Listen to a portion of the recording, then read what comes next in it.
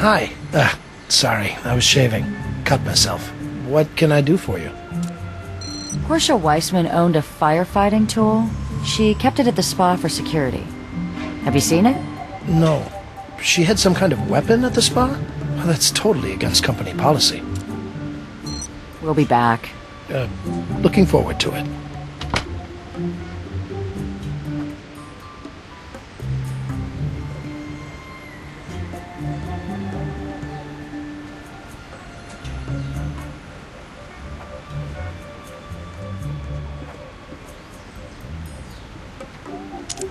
Good catch. That should contain a workable sample of his DNA.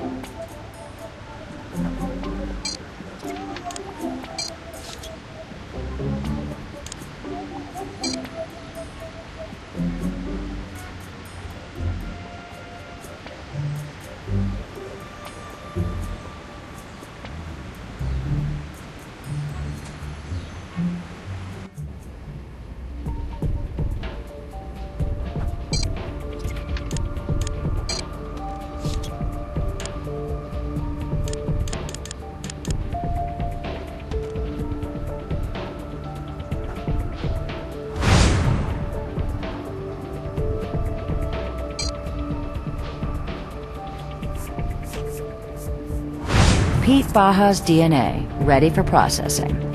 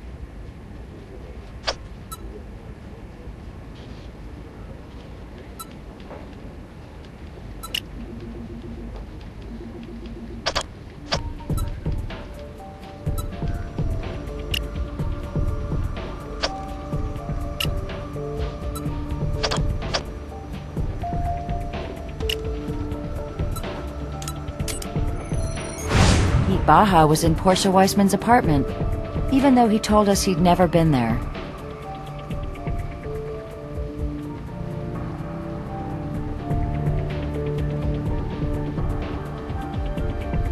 How's the arson case? Is your decorated fireman still the prime suspect? I'm not so sure now. He's got an answer for everything. And what I thought was the best evidence we had against him, his firefighting tool, well, it doesn't actually provide us with anything conclusive. On top of that, the spa's owner, Pete Baja, lied to us about never visiting the victim's apartment.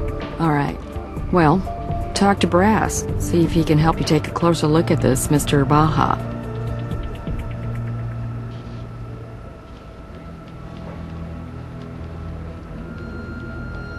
All right. You're down here already. I was just going to call you. This is Special Agent Gene Huntby of the FBI. It seems your case may be crossing into his jurisdiction. Agent Huntby, why don't I let you explain the situation to them? Thank you, Captain Brass. It's my understanding your prime suspect in the arson fire at the Super La Spa is Pedro Baja. Is my information correct? We're looking at him for the arson and a homicide. A young woman by the name of Portia Weissman died in the fire. Is that right? Well, let me explain why I'm here. Are you familiar with La Reina de la Colmena? Unfortunately, as a member of law enforcement, you should be. In Spanish, it means the Queen of the Hive, and it's the alias for a woman named Beatriz Salazar, now the most dangerous drug lord in Mexico. We believe Pedro Baja was in her employ. Okay. So is this the part where you tell us to back off Mr. Baja and let you do your job? No, Ms. Seidel, not at all. I want you to get your man. I want you to get him so bad he'll have no choice but to cut a deal. You see, in the entire universe of Lorena de la Colmena's drug trafficking operation, Baja's just a satellite, a small-time money launderer through those little shops of his. But for some reason, we have him on wiretaps in direct communication with Salazar. The taps themselves are useless because Baja and Salazar communicate in code, referring to things like family, weather, whatever. But why she's talking to him directly instead of through an intermediary, I have no idea. But it's that direct connection that means, if we can bring down Baja, then we have our best shot yet at taking down the Queen of the Hive herself. Agent Huntby has requested the opportunity to keep tabs on us for a while, and run this one as a joint jurisdiction. You do your thing, I'll do mine.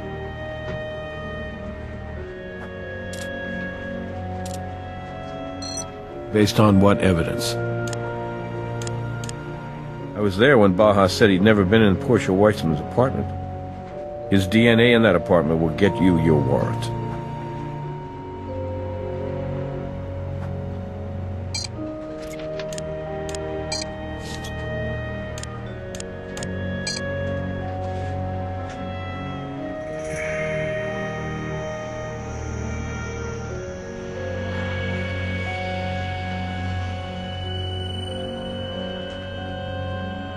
Baja, Las Vegas police. Open up.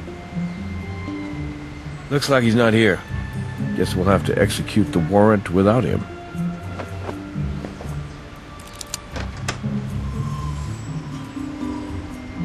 Score 1 for the lockpick gun. Always cleaner than breaking out the battering ram.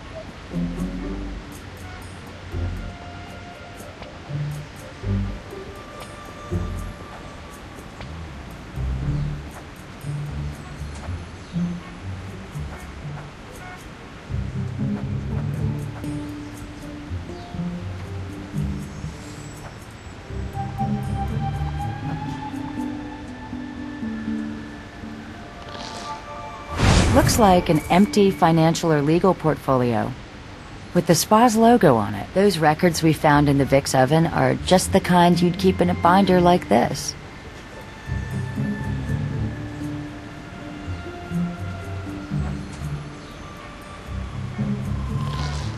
Vegan blueberry muffins. They look almost edible and flammable.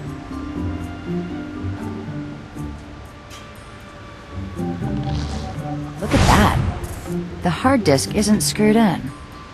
It might just be new, but the Vic's PC was missing a hard drive. We can figure it out back at the lab.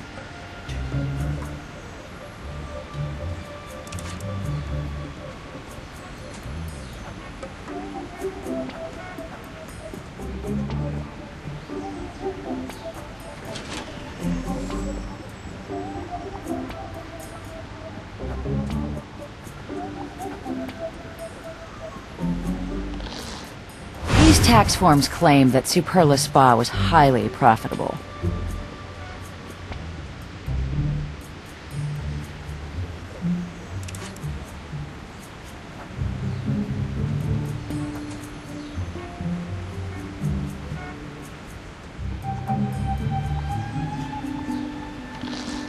You can tell a lot about a person from the kind of shoes they wear. You can tell a lot more if you forensically examine their shoes.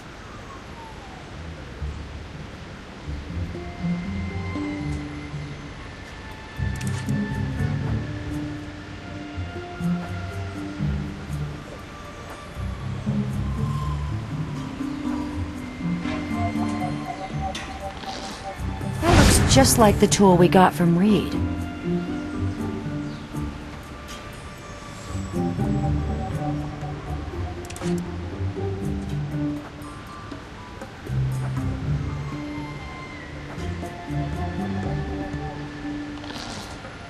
shears are made for cutting pipes, and we have a severed gas line to account for.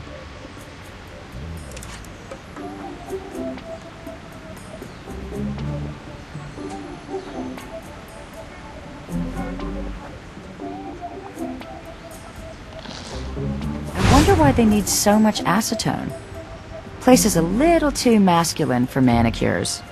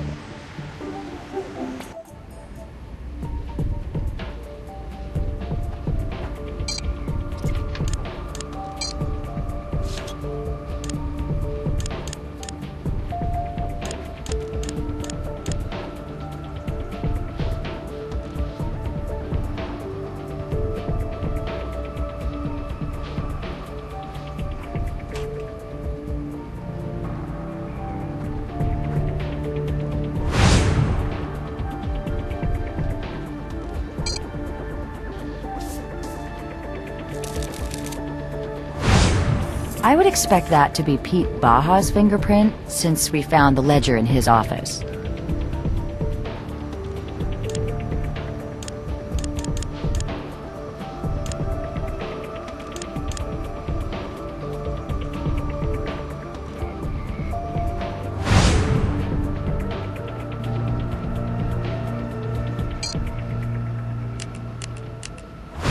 Looks like some kind of dried mud.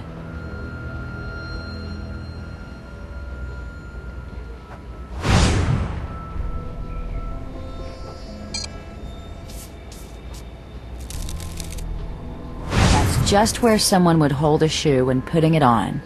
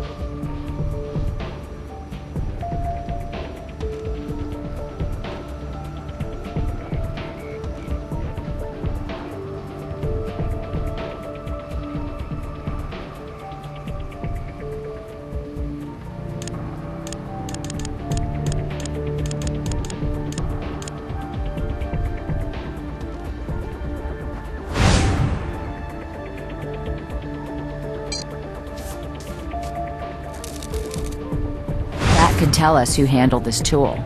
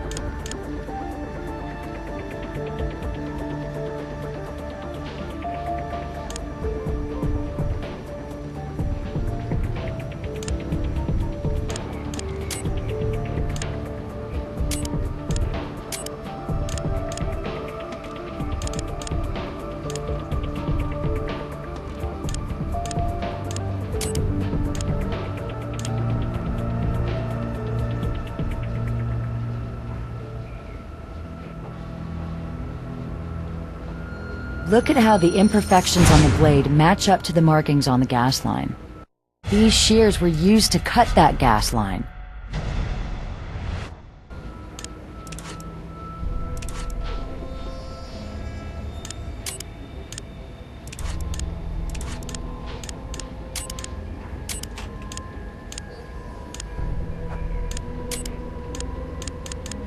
It's a match.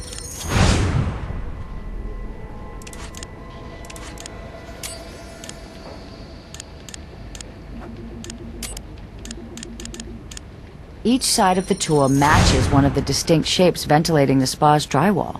Brian Reed's Denver tool is just as likely to have been used to help spread the fire as the tool we recovered from the barber shop.